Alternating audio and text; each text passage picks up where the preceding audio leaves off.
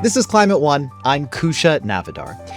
It's Mother's Day this weekend, and so we're dedicating this episode to those incredible people who care for us, care for the planet, and care for the natural systems that support kids everywhere. Starting with a high-profile guest, and I can't believe she was able to clear her schedule for us to make it happen. Hi, Mom. Hey, Kousha. One of my happiest memories of you was in 5th grade when you came to my classroom to talk about acid rain. Do you remember that? Yes, I do.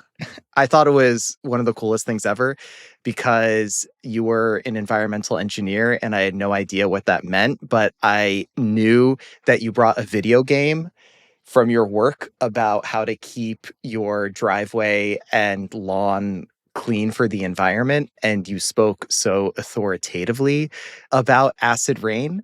So my first question for you was, how do you remember talking about your work to me? I remember to be in your school and have a representation of you, as Kousha's mom is in this class, and I was just hoping that you would be proud that I represent my work. Actually, acid rain was not my specialty, but I thought bringing a game would be cool for 5th graders. It was cool. We played it after you left. I remember there was a line. You care about the environment. You were in charge of a lot of the water quality around New York State. That's how I always frame what you do. I'm like, oh yeah, she made sure that the drinking water in the region outside of New York City was safe to drink, along with a lot of other things. Why did you choose to become an environmental engineer? Well, I always loved nature and math, and environmental engineering is a marriage of both. You mentioned that it was important for your kids to care about the environment. Can you talk a little bit more about that? Why was that the case? Well, as a mother, you try to teach the great values to your children. It's a universal thing. It goes along with honesty, kindness, integrity, and care for the world you live in. So I happen to be an environmental engineer, but it's no different from what other people teach their children. And I did not have a systematic way of teaching my children those values. I taught them to be good people, and good people end up loving the environment. Oh, great. That's a great sentence. That's really nice. I like that. I mean, it's something that I reflect on is when I was offered the chance to co-host this show. I was quite excited. If I'm being real, one guideline I used to determine if I wanted to take this job or not was, oh, my mom would think this is a pretty cool job. It would feel cool to tell her that I was working on this. How did it feel for you when I told you, hey, I'm going to go do a show about climate? I was very happy that you made that choice. I did not want to say anything to influence your decisions and of your career. So I kept like a very low key, but I was very thrilled. Since this episode is going to air for Mother's Day, we're going to be talking to mother figures, to moms that work to make the world healthier and better. So my last question for you is, do you think moms have a special power when it comes to making change happen? Mothers do have a special power, and that comes from their resiliency and adaptability. So they can make changes. They can make world better. That was a terrible answer, but that was a great answer. No, that's a great answer. You're saying things that I think a lot of people could relate to, and maybe we'll hear about throughout the rest of the episode. So I really appreciate it. I think it's a very good insight. Shohreh Karimipour is formerly a regional water engineer with the New York State Department of Environmental Conservation. And equally as important, she is my mom. Mom, thanks for joining us. Thank you for making me happy every day.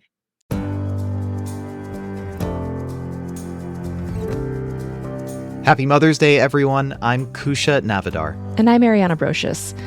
Today, we're marking Mother's Day by exploring what it really means to care for our communities, for our children, and for the planet they'll inherit. And Kousha, we had such a lovely interview with your mom there at the top. I feel so special that I got to share that moment with her and with you, Ariana, and with everyone listening right now. I've never actually had a conversation like that with my mom about where her career and care for the environment and raising her children, where those all intersected. So it was a really special experience for me. Yeah, and as we gathered stories and interviews for this episode, one thing that really became clear to me is how universal this is. This idea of moms, of caregivers, of your chosen family, of your auntie or someone who's special in your life, teaching you in their own way the value of the natural world, right? And I think moms are especially special in this sense because of all the things that they encompass and hold. My own mom was an amazing woman, and I have this really beautiful memory of her teaching me as a young kid that ponderosa pines smell like butterscotch and that I should go and stick my nose in the trunk and experience it, and her having that moment with her. And I think that sense of connection, that sense of wonder is something that so many of us can relate to. I love that. And I can imagine you as a little kid sticking your head right in the tree. It's such a cool memory for you. I'm sure such a special one. And I think it also means a lot for me to hear it because it kind of reminds me about how formative and like impactful these kinds of moments in raising your kids or people that you love that are younger than you as a mom can be. Yeah, and beyond those interpersonal special connections, mothers have been active as a force, in so many important social and political movements. There's the Mothers of East LA, MAD, Moms Clean Air Force, who we'll hear from in just a few minutes. When moms get together, they make a lot happen. Yeah, and today we're going to hear from a couple of incredible women who are working hard to make a better world for their families and everyone else. And we'll also hear some more beautiful stories from our colleagues, friends, and listeners about the women and mentors who shaped how they see and care for the natural world. Dominique Browning is co-founder and director of Moms Clean Air Force, an organization that has spent 15 years mobilizing parents to fight for cleaner air and a safer climate. When I started, there was blogging was a new thing, right? Hard to believe, but it was new. Now it's Substack, but it used to be blogging. And there were a lot of women, I noticed, in the blogosphere who identified themselves as mommy bloggers. And they were all writing posts about toxic chemicals in baby bottles, BPA, or where do I get an air filter to clean the air, that kind of thing. So there was a lot of energy, and it was from women. And I thought to myself, like, how can we harness that energy and that passion and that protectiveness, that desire to do something? How can we harness that into systemic change? Not just what you buy, but how do we change laws? How do we change or create regulations to protect us from pollution? And so for you, it was kind of your recognition of this coalition, of this community that had untapped potential. Is that a fair way of framing it? Exactly. Yeah. What about untapped potential? Exactly. That's right. You described the organization as a term that I've really taken a liking to, mom partisan. Did you coin that? Yeah. Can you unpack it for me? What does it mean? Sure. We are trying to be nonpartisan. And instead, we say we are mom partisan because we are supportive of anybody on either side of the aisle who is trying to make things better for our children, safer for our children.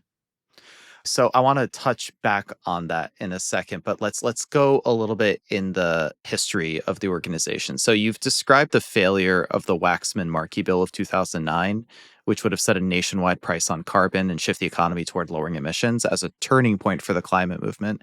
Things weren't looking good after it failed to pass, but that didn't stop you. How did that moment shape how you think about climate action? That didn't stop me because I was completely naive, and this is a very good example of how if you don't know what you're doing, you will go ahead and do things. And when I started Moms, I thought we could get into getting a new bill going and getting that climate fight going again. And it was very naive of me because obviously this had become a third rail politically. Mm, However, at the same time, there was an enormous fight going on with Environmental Protection Agency over mercury protections. And mercury is a byproduct of burning coal in power plants. And there was a real struggle to bring this pollution down, just the mercury part. But if you bring down mercury pollution, you also bring down carbon pollution. So there's mm. actually a big climate plus, as well as protecting children from a potent neurotoxin in their food. When did you start to see the Environmental Protection Agency as the path forward and kind of decided to shift from advocating for legislation to shaping EPA rules? That was when I saw that EPA could be a path forward. It's actually very easy to understand at a superficial level. You know, these regulations are very hard to understand if you're not trained. But at the top level, you can tell people why there shouldn't be mercury in our food. You can explain how it damages the developing fetal brain, and people get it. Mm. People understand pollution, and they understand that pollution is bad. And we can talk about climate pollution. People don't really talk about emissions in their everyday lives, but they understand pollution as something that's upsetting the balance of things. So EPA turned out to be a really important place for us to engage, and that was very exciting. You're talking a lot about framing, which I find quite interesting. I always like talking to people about how you frame these issues. So, an interesting angle that you have explored as part of your career is framing these climate change challenges around children's health. How do you feel like people respond to that? Huh. I used to talk about how I wanted to change the climate conversation from polar bears to people. What was happening back 15 years ago was that everybody was focused on climate change as a faraway issue that was going to happen in a far distant future. And people weren't talking about the impact on people. And it's a very easy step to go from people to children. And the reason that's a very powerful step to take is apart from how much we love our children and they are our future, it's also devastating to learn about the impacts of pollution and climate problems on children's bodies. Their bodies are still developing. They're far more vulnerable. They breathe more frequently per minute. Their hearts beat faster. Everything that is bad is worse for children. Let's talk about the communication aspect of it. You're reaching out to all kinds of people to build alliances far beyond the usual environmental circles, including anti-abortion groups, and you ended up finding an ally with evangelicals. Like, this spread of folks you're bringing into the tent is so interesting to me. How did that unfold? Again, back to those mercury regulations, which have just been weakened again by this Mm, administration, I might add, by the way.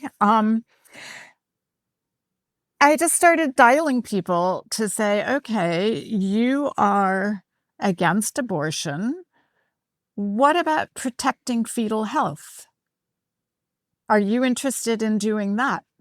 mm. Sounds like you are. You're protecting fetal life. Most leaders said no, they didn't want to do it. But one person said yes, the Evangelical Environmental Network, and Mitch Hescox. And he was a wonderful ally in getting stronger mercury regulations. And that was terrific.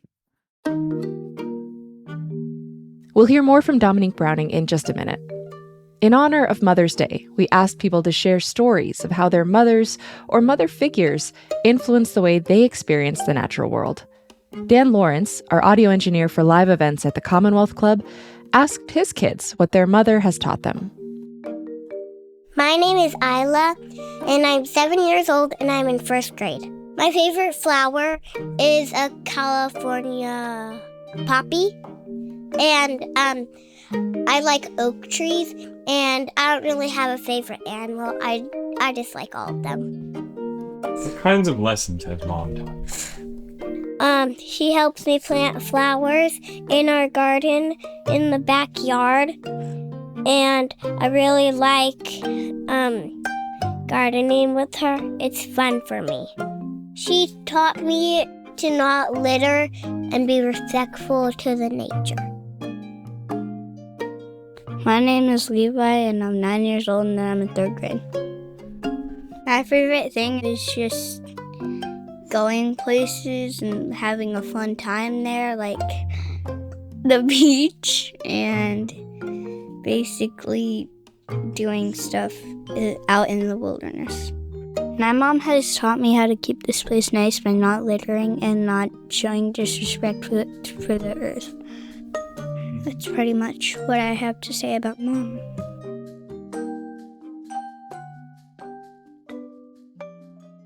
And here's another message from Climate One listener Elizabeth Fiddler. Years ago, I met Mary. She was my new boyfriend's mom. Now she's my mother-in-law. When we met, I was nearly 30, yet I had spent very little time in the wilderness. I didn't know much about hiking or gardening. I'd never been backpacking. I didn't own hiking boots. In contrast, this interesting mom I was meeting was an avid outdoors woman. She was and still is a skilled backpacker, kayaker, and gardener. She was a conservationist. These passions and her lifestyle were new to me. However, they woke up a yearning. But I didn't know if I could do these outdoorsy things. Fortunately, Mary is a generous, welcoming soul. Through her, I learned how to provision a backpack, travel lightly, and leave no trace. I'm up for driving 2 hours to a lovely day hike. I know the joy of being a lifelong nature learner and the thrill of finding wild blueberries on the trail. Now, Mary and I have been exploring and sweating together for over 30 years. Thank you, Mary, for influencing the path of my life so profoundly. We'll be right back after a quick break.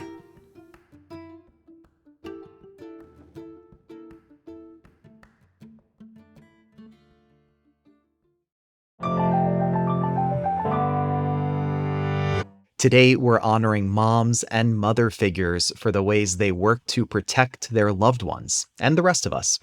Let's get back to my conversation with Dominique Browning, co-founder and director of Moms Clean Air Force, which works to protect children from air pollution and climate change.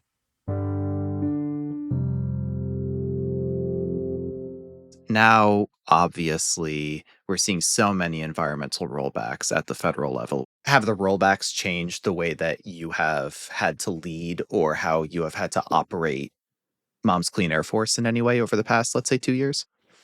The rollbacks are so radical, so severe, and so reckless that they have had a kind of mind-spinning impact. So in terms of management, you kind of wake up in the morning and think, why would anybody do this? Who on this planet thinks it should be more mercury in a fetal brain? Who thinks particulate pollution, which kills people, right? Mm-hmm. Who thinks that's okay? Why would anybody want more endocrine disruptors in our stuff? So you kind of feel like you're through the looking glass, and sometimes we just look at each other like, what is going on? I mean, it's so ideologically anti-regulation that it's just throwing everything away. How does meaningful change happen now?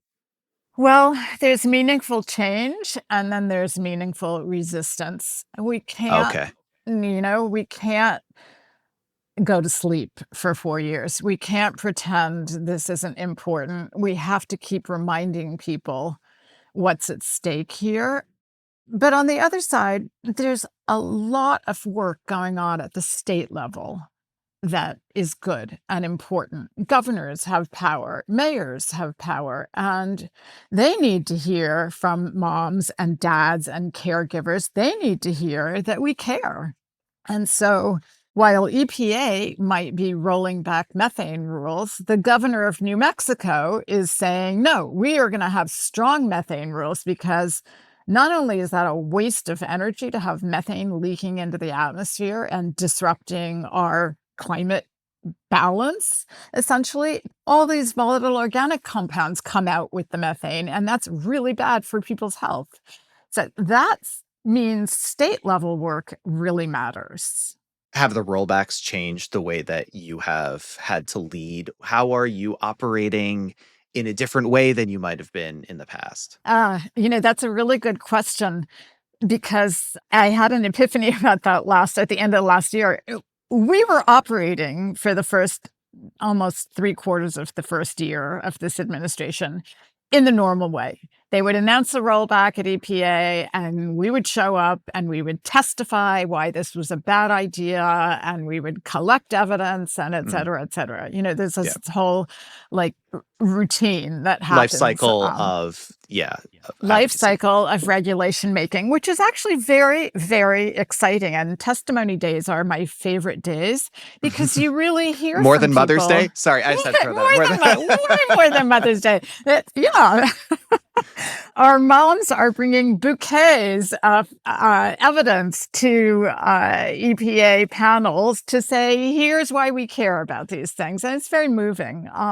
Sorry, but I got you off track. So you're saying that you love No, so we were doing that for a long time. And then right around Thanksgiving, EPA announced that they were not going to enforce methane regulations. And one of my key colleagues lives in Pennsylvania, in Western Pennsylvania, and her son, as a child, suffered from childhood leukemia.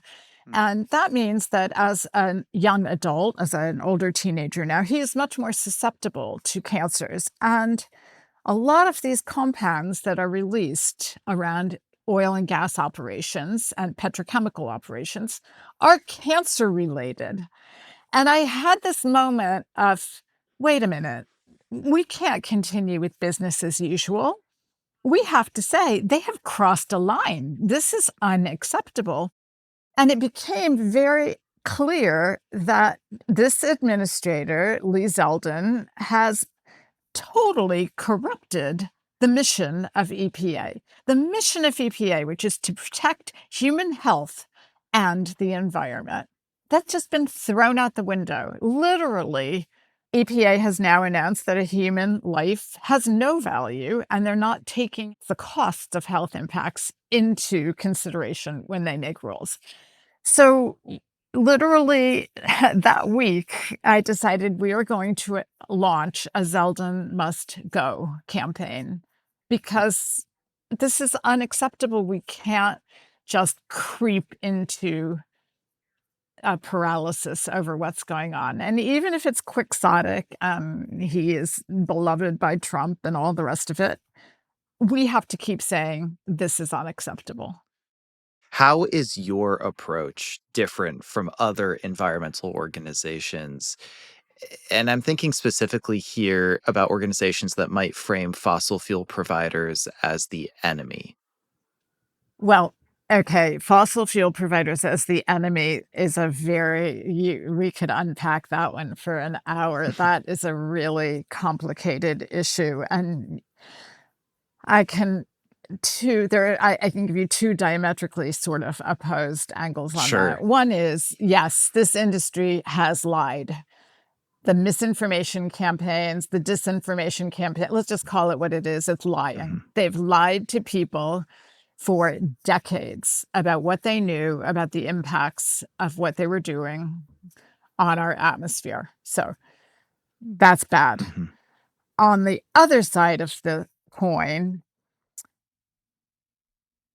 I think that our environmental movements have been a little tone deaf about, say, coal miners. And when we talk about killing coal, not only are we talking about killing people's livelihoods. But more importantly, we've never said thank you to coal miners who gave up generations of lives to black lung disease and to horrific illnesses so that we could turn on the lights around the country.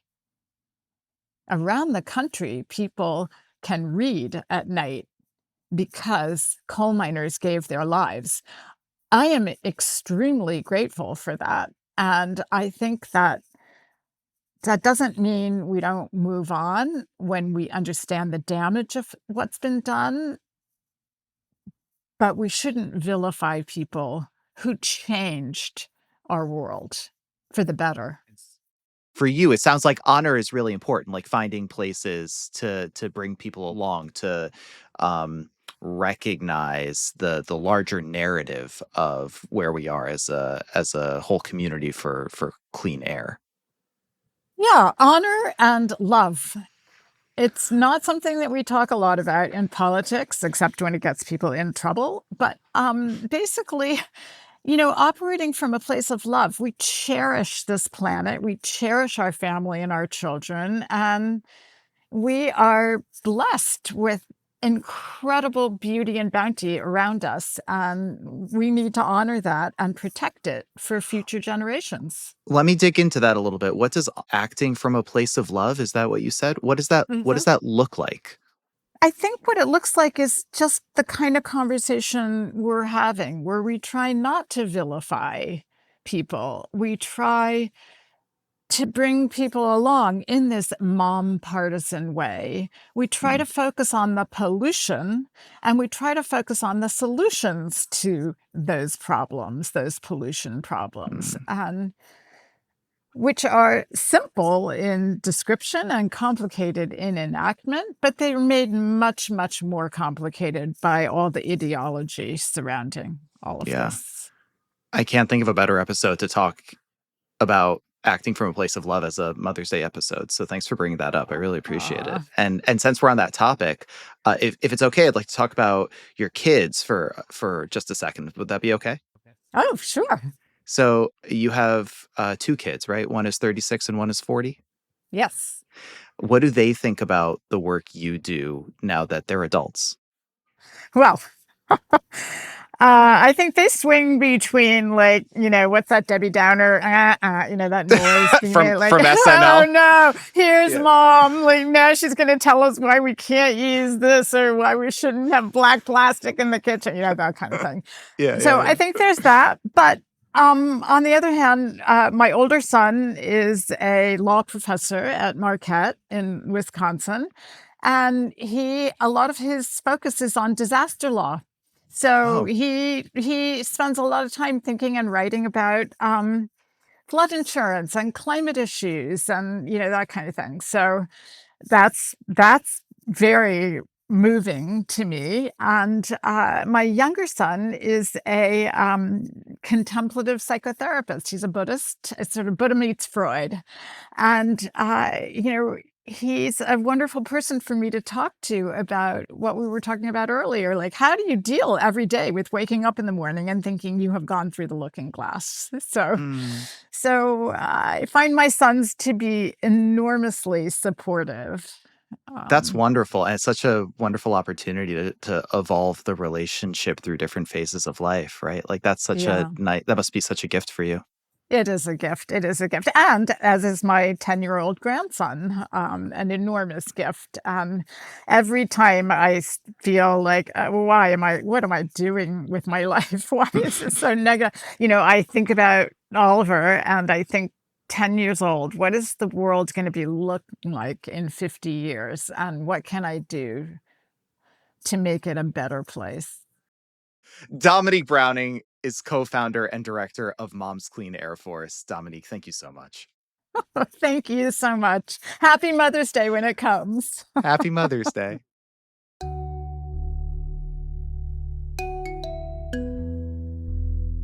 Now we get to share a few more mothering stories from our colleagues and Climate One listeners. First, we've got one from Mark Buell. When I was 15 years old, My enterprising mother bought the first Volkswagen bus that was made, and she converted it, taking the middle seat out, put curtains in it and a bed, and then supplied it with the idea to take a trip around the United States and stay in all the national parks. My father, being an older man, having been born in 1898 and running the telephone company in San Francisco, opted not to do this trip. So my mother embarked with us on what turned out to be a 44-day, 10,000-mile journey. We would pull into any given national park, and we all had our assignments of what to do, and my brother and I would pitch the tent. My older sister would get the sleeping gear out. My younger sister would get utensils and cooking things. And within an hour and a half, we were set up, ready to go. And so we would stay 2 or 3 days at each of these national parks. It's very hard to explain the impact that had on me. But as a result, I ended up serving on the board and 12 years as chair of the Golden Gate National Park Conservancy. For 13 years, I was president of the Recreation and Park Commission. I sat on the board of the Neighborhood Park Council in San Francisco. Parks became, whether I knew it or not, very much a part of my life, and an appreciation for some very basic and fundamental living, but always outdoors and always seeing nature and gaining kind of subconsciously this enormous appreciation for nature in its finest form.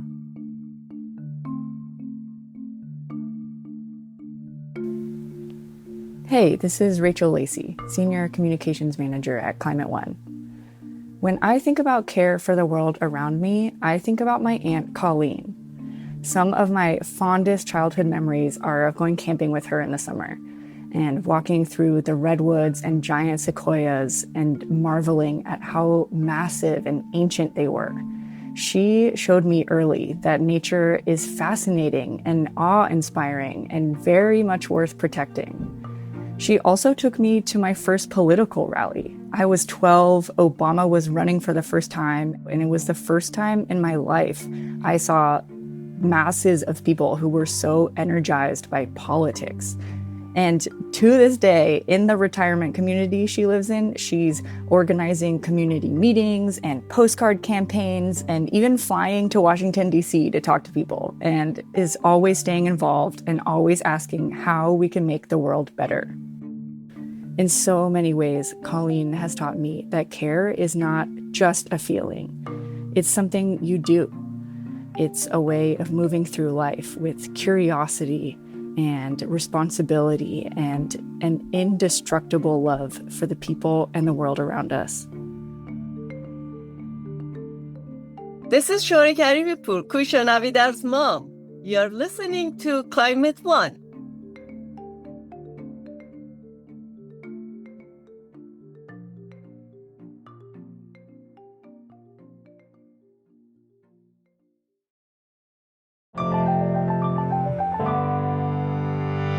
We know climate change intersects with nearly all aspects of life, and creating families is no exception. When fossil-fueled disasters strike, pregnant women are among the most vulnerable, and often the most overlooked. In Pakistan, which has one of the world's highest infant mortality rates, midwife and climate advocate Neha Mankani has seen this firsthand. As founder of the Mama Baby Fund and climate advisor at the International Confederation of Midwives, she's making the case that midwifery isn't just a family planning option, it's a climate resilience strategy. Midwives are inherently a climate-friendly solution for communities. They don't have to be high-tech. Their hands is what they basically work with. They're a low-cost solution. They're part of communities, and they work in the infrastructure of communities, which means that they can weather things like climate disasters. So if suppose there's a flood in a community, a midwife is part of that community. So a lot of times she can make sure that women don't lose that continuity of care. So I've worked with midwives. I've had the good fortune of being able to have those relationships, and it's been very important in my life. What's the most misunderstood thing you think there is about being a midwife?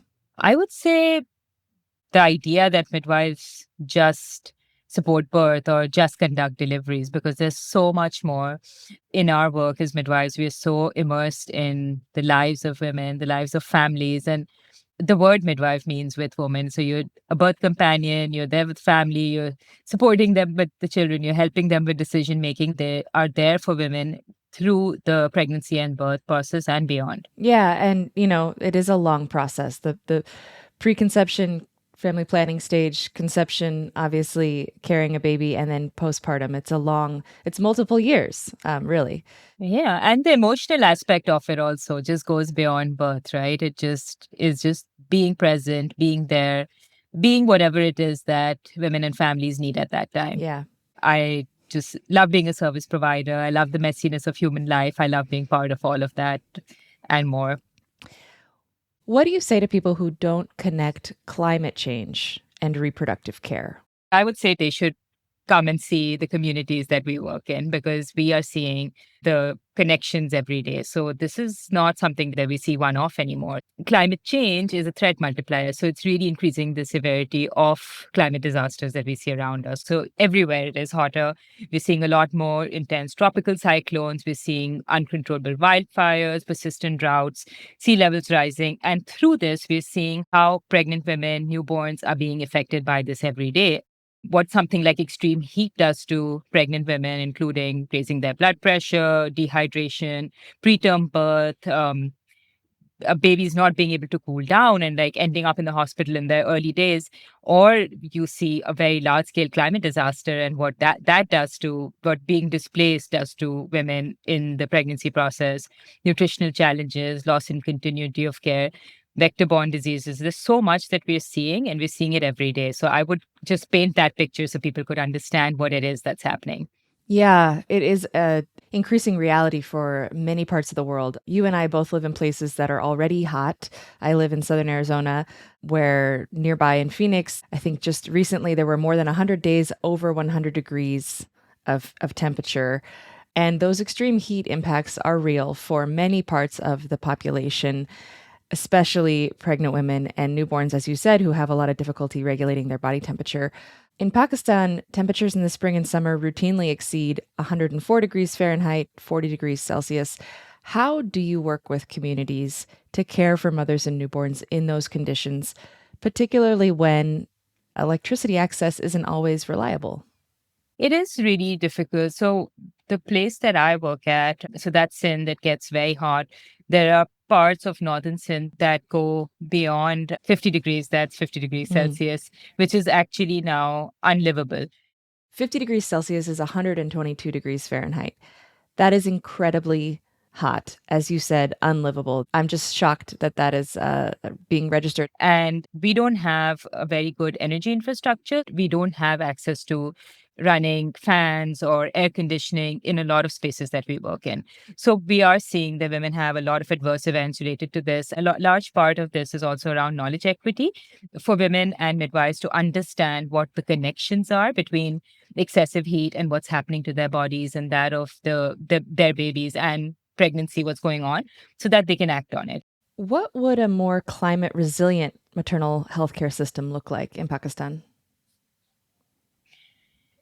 Our healthcare system, it is quite fragile. And for a system to be climate resilient, it does have to be resistant to climate shock, especially in a place like Pakistan, which is one of the most climate vulnerable countries in the world at this moment because of how we're situated. So one, our healthcare system needs to be a lot stronger. The second thing is that we need to really strengthen our midwifery practice. So we have midwives in Pakistan, but the midwifery system is weak. If there was a strong midwifery system in rural parts of Pakistan, which is a large part of the country, women would have frontline healthcare provider access. So what we saw in 2022 was that there was a very large flood in Sindh, in the province of Sindh, and around 30 million people were affected by that flood. And we provide a Mama Baby Fund, myself and another midwife that works with me. We did a lot of frontline healthcare. We did a lot of emergency response in that space. And in almost all of the spaces that we went, there was no frontline healthcare provider. So there were no midwives being able to provide care in that space because they didn't. And we spoke to some midwives who were around. We said, why are you not able to do this? And they said, it's because we don't have the mobility, we don't have the money, we don't even know if we're allowed to do it. So there is no support to be able to provide that care, right? So I think not having access to the right healthcare providers within an already fragile healthcare system means that you're not at all resilient to climate shocks of any kind. Yeah, so you're referencing these really dramatic, extensive floods in 2022, and you were there on the ground responding. I can't really imagine what it must have been like to be serving as a midwife in that time. What was it like? I mean, I also couldn't imagine it. I think you had to be on ground. Until I was on ground, I didn't really know. I know that I worked, there was a CSO, the community organization that was on ground, and they had told me about the first site that I went to. Then they said, please make sure that, and this is like a dry landlocked area. It had a lake, and they said that please make sure you bring your life jackets with you. And I was like, I'd be really curious about why. And when I got there, I saw that it was just completely submerged. Like maybe it would have been a 15-minute walk to get from my home to a healthcare facility. It was now maybe like a boat ride of 2 hours because everything, people's homes, hospitals, schools, everything was submerged. And it wasn't anything that we could have imagined. Like we were in river boats that were sailing, but then the boat would get stuck because it's on top of a tree. So that's how much water there was. So it was just unimaginable. But what we saw on ground was that climate disasters are not equal. They don't hit everyone equally. There are people who are much more affected than others. And I think women are affected much worse in situations like this. And then within women, there are obviously women who are more vulnerable. And one of those groups is pregnant people. So we saw just in the first day that I was there, I saw this woman. So she had gone to a healthcare facility to give birth, and then that's when the flood hit. So she was able to give birth, but when she's coming back, she has a newborn with her. She takes a 4-hour boat ride to get back home. And I'm just looking at her, it's blazing hot, and she's sitting in this river boat with this newborn. And I'm thinking that this is the postpartum period that is so sacred to us. And this is what this woman has to do. And after she gets off, she's going to wade through water that's still her belly, and then she's going to walk to her home, which I'm not even sure it still exists. So that kind of thing is just really, it's really difficult. Yeah, stories like that, I think, really get at the reality that climate is impacting us now and everywhere. And I want to come back to the US for a minute because I think that sometimes for people in the US, there's still this idea that the climate crisis is happening elsewhere, when in fact that's not true. It's everywhere. It's happening now. The US has experienced a lot of intense flooding of its own, made worse by human-caused climate change, like the Guadalupe River flood in Texas in 2025, Hurricanes Helene and Milton, which were very, very destructive. We know more impacts are coming. Given everything that you've learned working on the ground, what lessons could leaders and healthcare practitioners in countries like the US learn from your work? I think one of the biggest things I would say that you need to kind of, when you're doing any kind of planning or preparedness planning, is that you really need to listen to people on the ground. Even if you talk to midwives from like 5 different contexts, you'll say that the kind of response that everyone is able to provide is so contextually specific. An example of this is cooling mechanisms, for example, in places of excessive heat. And one of the things we'll always tell midwives that you should make sure that women know that they should, put cooling packs on their necks when they get home, and they should do foot baths because their circulation needs to improve when they come back from the heat. And a lot of times in my initial days, I would say this to women, and women would say, I only have one bucket of water for the entire day. And with drought and, dry times, I have to walk further and further to get that water. So I cannot use it on something like this. And those kind of moments are very humbling because they really tell us that we actually don't know anything, and we won't know anything until we actually listen to what it is that people need on the ground. And there's also this very large element I feel like people need to understand about intersectionality. which is that, I mean, we recently saw this article about whether men and women experience heat differently. And the answer came from a very scientific point of view.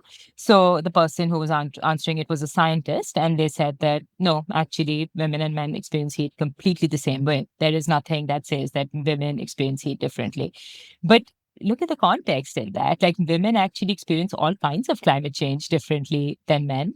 Yeah, I want to underscore that because part of the reason that women suffer from some of these impacts disproportionately is because of the work they do, right? That's important regardless of how the physiology of our bodies is prepared to weather events. It's the context, as you say. Yeah, absolutely. And it's, it's where they work, it's what they do. A lot of places, it's how they dress differently, maybe from men.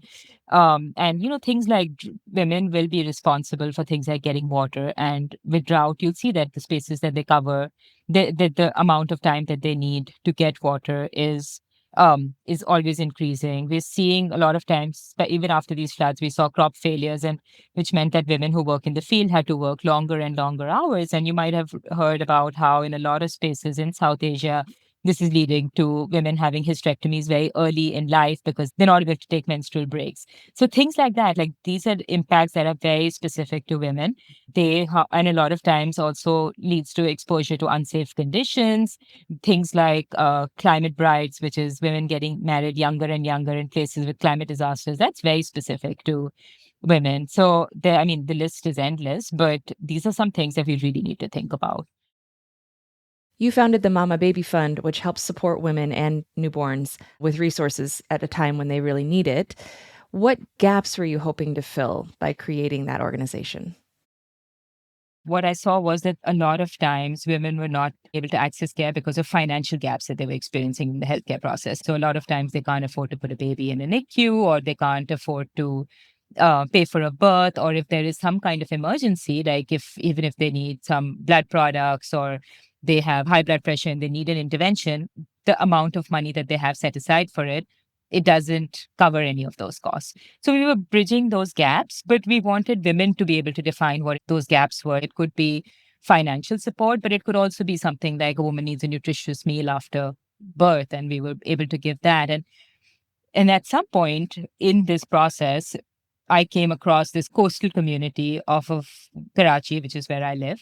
So it's a set of 4 islands and then a large part of the coast. And it's a population of around 60,000 people. And this community, they had zero access to maternal health care, like nothing, no place where they could give birth. And they're islands, so they're also cut off from the mainland. And my answer to that gap was setting up a midwife-led clinic. And it's run by 2 midwives, so myself and another midwife run this space. And that clinic has basically transformed the maternal health landscape of this entire coast. Yeah, let's talk more about that. So that's Baba Island is what you're describing, this densely populated fishing island close to Karachi. So you created a 100% solar-powered clinic off-grid. What does that provide, the fact that it is solar-powered, provide to the community? So because it's solar powered and in a very place where we have plenty of sun, it means that we are able to provide care uninterrupted. We've also provided other elements in this healthcare facility. We have cross ventilation. You can run a nebulizer. You can run all kinds of machines, equipment that we need.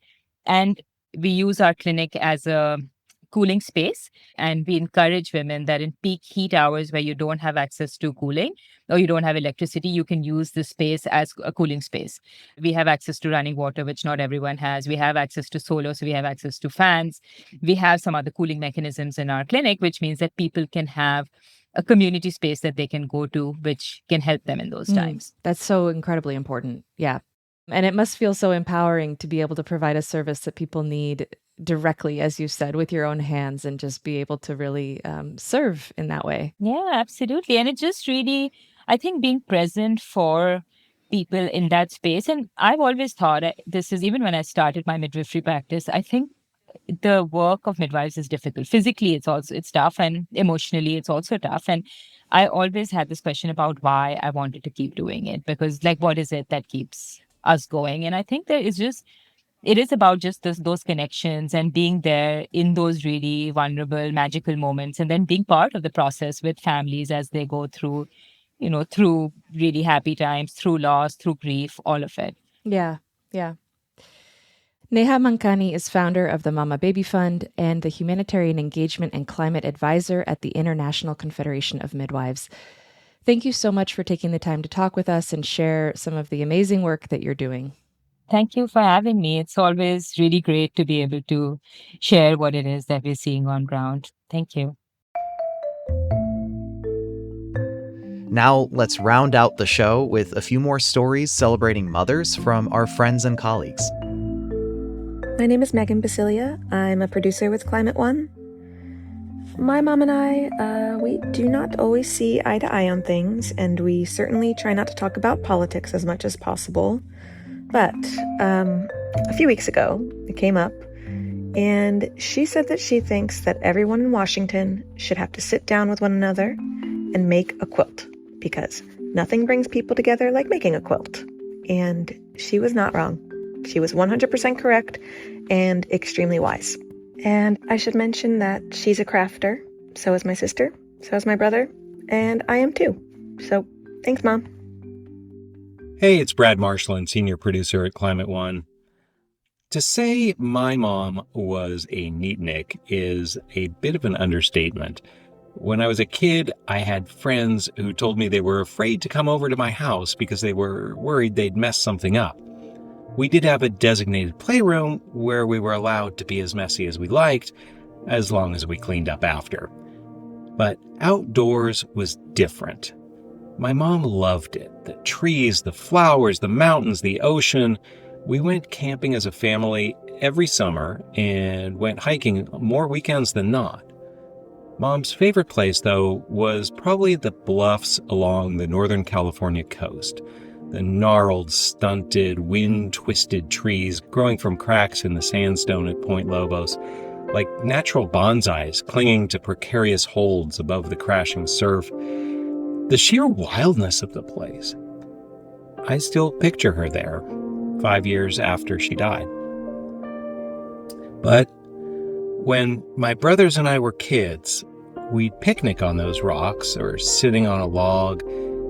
And if one of us would drop a piece of food by accident, as kids will do, Mom would say, "It's okay, just brush it off.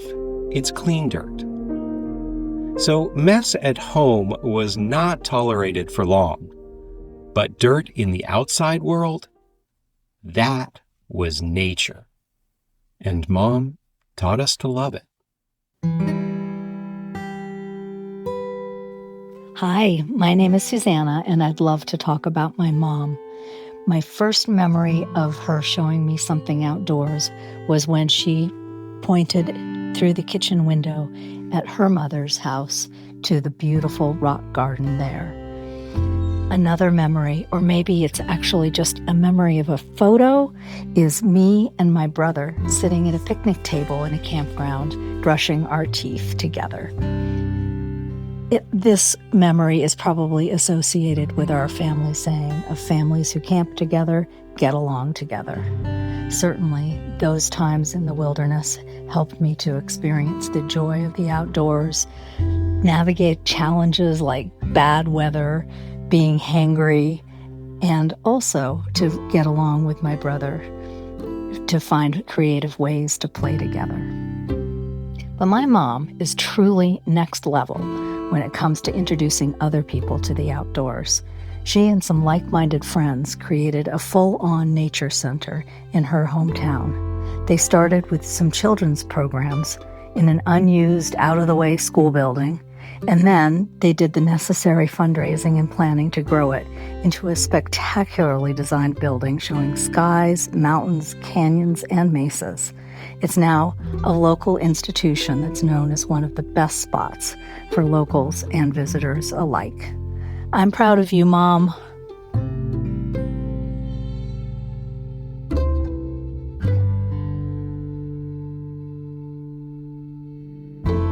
And that's our show. Thank you so much for listening. You can see what our team is thinking about by subscribing to our newsletter. Sign up at climateone.org. Climate One is a production of the Commonwealth Club. Our team includes Brad Marshland, Jenny Park, Austin Colon, Megan Basilia, Kousha Navidar, and Rachel Lacey. Our theme music is by George Young. I'm Ariana Brocious. Happy Mother's Day.